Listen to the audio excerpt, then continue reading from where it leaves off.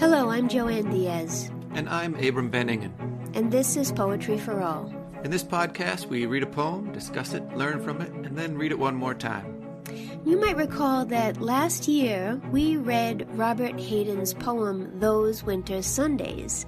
And we promised at that time that that would not be the last time that we would discuss one of his poems. And I'm pretty sure that I don't want today's episode to be our last Robert Hayden poem either. He's wonderful. And today we're going to return to Robert Hayden's work to discuss another magnificent poem, Frederick Douglass. Abram, would you please read this poem? Yes. Frederick Douglass. When it is finally ours, this freedom, this liberty, this beautiful and terrible thing, needful to man as air, usable as earth, when it belongs at last to all, when it is truly instinct, brain matter, diastole, systole, reflex action, when it is finally won, when it is more than the gaudy mumbo-jumbo of politicians, this man, this Douglass, this former slave, this Negro beaten to his knees, exiled, visioning a world where none is lonely, none hunted, alien, this man, superb in love and logic, this man shall be remembered. Oh, not with statues, rhetoric, not with legends and poems and wreaths of bronze alone, but with the lives grown out of his life, the lives fleshing his dream of the beautiful, needful thing. As I heard you reading the poem, I just got so excited. Like, the energy of the poem is incredible. How did it feel to read it? Yeah, it felt like a speech. It felt like, so Frederick Douglass, of course, was a great orator. That's how he made his start. And then he became a great writer and a great activist in all kinds of ways. And it felt like one of those great, oratories that he was known for. And it has a kind of rhetoric to it. It has that kind of feel to it. Yeah, right. So Frederick Douglass, of course, the subject of this poem, he was born a slave on the eastern shore of Maryland, we think in 1818. We don't know the exact date. He lived as a fugitive slave for years, an incredibly dangerous, precarious situation. But as you say, he was a journalist, an autobiographer, a publisher, a preacher, an abolitionist, a suffragist. He had an incredible long life. It is impossible to imagine American history without him. He's my favorite American. It's true. I told Abram that before we started recording. It's true. I love him. Anyone who wants to know more about Frederick Douglass, the man, should, of course, read any one of his autobiographies. He wrote several of them. But in addition to that, I'm particularly excited about Frederick Douglass because I just finished a biography by David Blight. It's called Frederick Douglass, Prophet of Freedom. Boy, do I love that title, because Frederick Douglass was so messianic in his message, and he really did seem like a prophet. So Frederick Douglass he's at the center of this poem, and what's amazing is that Robert Hayden's rhetoric rises to and matches that incredible oratory that Frederick Douglass was so capable of, right? Yeah, and the thing about Robert Hayden, he's a very versatile poet. So we looked before at Those Winter Sundays, but he was deeply invested, of course, in African-American history, and he wrote poems as well that were devoted to Phyllis Wheatley, whose work we discussed as well on this podcast, Crispus Attucks, the first soldier to die fighting in the American Revolution, Paul Robeson, the great American singer and actor, Paul Laurence Dunbar, whom we discussed just a few weeks ago, Nat Turner, an enslaved man and preacher who led a slave rebellion in the South in the 1830s, Malcolm X, Harriet Tubman. You see, he wrote these poems to, in a certain sense, commemorate and create the history that had to be remembered.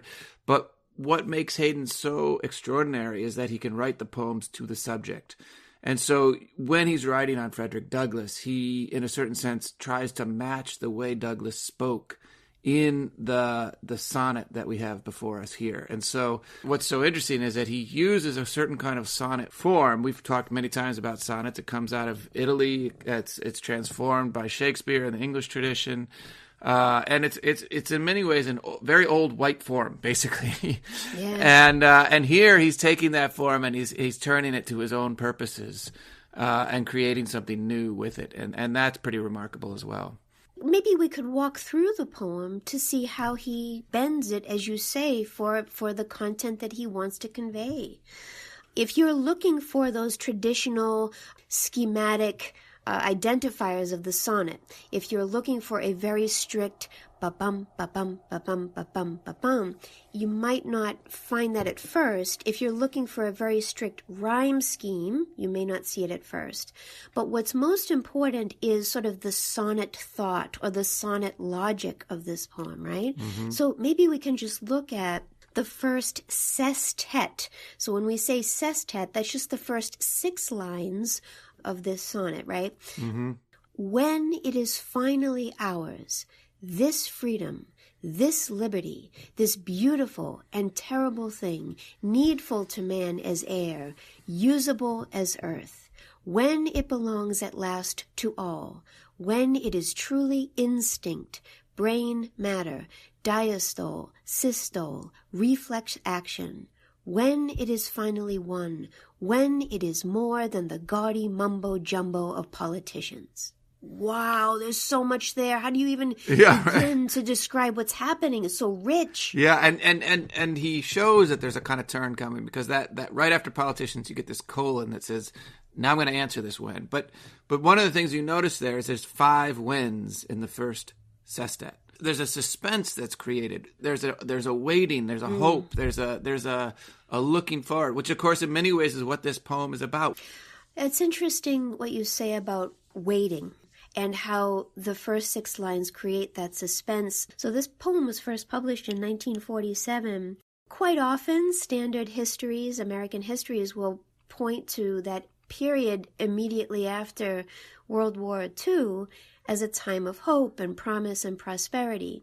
Not necessarily for every American, though, right? Because for African Americans, especially the veterans who were returning home from risking their lives in World War II, they were not the beneficiaries of the GI Bill and all of those benefits, right? Of housing, of education, of many other benefits that white veterans received. So that notion of what you're describing, of that waiting and to continue to wait for this ultimate freedom, it's very poignant. And I love this sense of freedom as something that's physical, something that is about brain matter, diastole, systole, the way the heart pumps blood, right? Reflex action, instinct.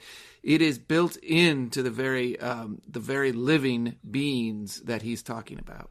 I love that. There's a scholar, Fred Fetrow, and when he was describing this poem in his work, he said that in this poem, Hayden is bringing freedom full scale to an elemental reality. That's his quote. I love that phrase, the idea that freedom could be an elemental reality.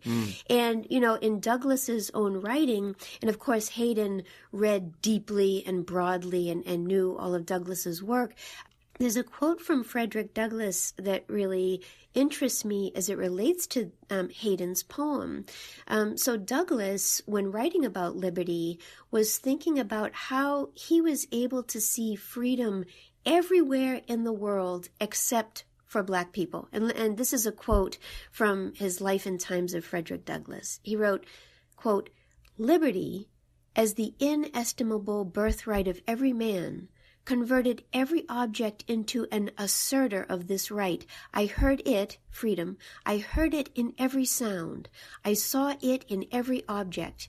It was ever present to torment me with a sense of my wretchedness. The most beautiful and charming were the smiles of nature. The more horrible and desolate was my condition."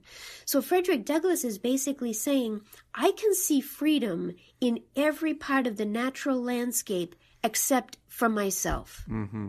And that juxtaposition he was seeing between the freedom of nature and his own bondage was a kind of torture for him. So I feel like Hayden is drawing upon that in order to create this sense of freedom as a beautiful and terrible thing, needful to man as air, usable as earth. And the other thing, we know Hayden's reading Douglass, right? Yeah, right? Because Yes. the other thing is he's pulling off of other things that Douglass has said and written. So the first autobiography by Douglass, the most famous line in that first autobiography is, you have seen how a man became a slave, now you will see how a slave became a man. And that's this chiastic structure, this A, B, B, A, man, slave, man, this turn. And you see here at the bottom half of this poem that the first time Douglass is described in this poem, he's described as this former slave. Yeah. But by the time he comes to the end of that sentence, he says, this man shall be remembered. And he repeats it. He says, this man shall be remembered. Oh, that's great. So again, just signaling the thought and the care that he's given to the life and work of Douglass in his own poem. Yeah, and if you look, so the whole sonnet is, we've talked about this before too, when you look at poems, one way to look at the structure of a poem is to look for the grammatical structure. And this whole poem is got two parts, the sestet and the octet, but it's also just got two sentences. And the first sentence is basically 11 lines, and the second sentence is the last three and a half lines. But what's amazing about that second sentence, so the first sentence really accomplishes the sonnet thought here. The first sentence really accomplishes what the poem is about. So what does the second sentence add to what we've already got? And what the second sentence adds is this remarkable thought. He's basically saying he's going to be remembered, and he's not going to need any poems to do it. So there's a way in which this poem is looking forward to a future in which this kind of poem doesn't need to be written anymore. Not with statues, rhetoric, not with legends and poems and wreaths of bronze alone, but with the lives grown out of his life, the lives fleshing his dream of the beautiful, needful thing. It's the lives that are going to be lived that will be the remembrance of what Douglass has done, not the poems written in memory of him. There was a beautiful article in the American Poetry Review several years ago in which Patrick Rosal says this, quote, "The poem predicts its own obsolescence. According to Hayden, Douglass will be remembered not with legends and poems. This poem, Hayden's particular construction, this machine of constraints and contradictions, avows its own extinction." Isn't that remarkable? Because just a few weeks ago, we were looking at Shakespeare's Sonnet 116, and we were talking about how eager Shakespeare is to assert his literary immortality. He insists that his lines will live on. And here, Robert Hayden is suggesting that if all people can be free, we won't need this poem because the free people will be the poem, you know?